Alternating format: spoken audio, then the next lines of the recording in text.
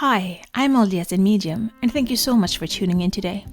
I want to try to bring religion and spirituality closer together, and this is what this pod is all about. I will talk about my own thoughts and feelings as I am both LDS and have spiritual gifts, something that I've had my whole life, but I always thought that it was hard to combine these gifts with my religion. This has torn me into two directions, and I have talked to many people who feel the same way. I can't choose not to have my spiritual gifts, but I can choose how I use them. And I always want to use them for good and to help others. I believe my heavenly parents gave them to me for a reason. So, this is me. Join my quest for knowledge. Conflict is something that's come up lately.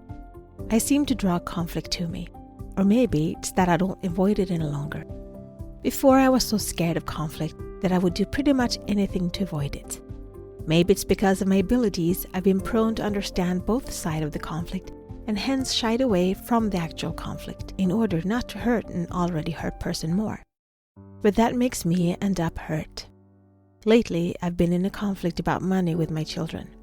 I want them to pay what it actually costs at home since the older ones both have full-time jobs. I don't see the reason why I should pay at home, just because I am a mom and they are living with me. But it's not actually the money that is the issue. It's the lack of gratitude. The feeling of being taken for granted and not valued that triggers me and sends me back into where I was after the divorce. And their feeling of entitlement, which leaves me to lash out. But for me, this is actually kind of good. Before I got quiet and withdrawn, at least now I try to make my point and say my truth. But I lose me being the adult in the process. So I realize I need to find the middle path, to not go into reaction, to stay in action. The thing is, I totally understand their point, but they don't even try to see my point of view.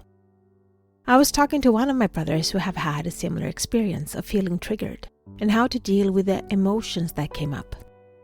I realized that even though I have come a long way and feel happy most of the time, I get triggered and go straight back into trauma and defense instead of staying in my power and not going to victimhood. It's hard when you think you have healed so much and you find out that it's still very fragile. Conflict. I'm not as afraid of it as I once was. It's in the conflict you can see your actions and your reactions. It's there you can see the proof of where you are and what still triggers you.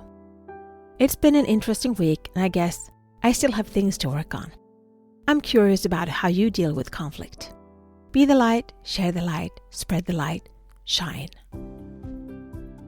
This is my journey. Thank you so much for keeping me company today. Please download, like, share, and subscribe, and help spread the light and spread the word to expand our community. Let's bring more love, peace, and unity to this world. Take care of yourself and your loved ones. Always be grateful, kind, and loving. Be brave and remember to step out of your comfort zone and smile. If you support us on Patreon, you will get access to our meditations and extra materials so you can download them as MP3. Also, we now have a Facebook group, which you can access from our Facebook community.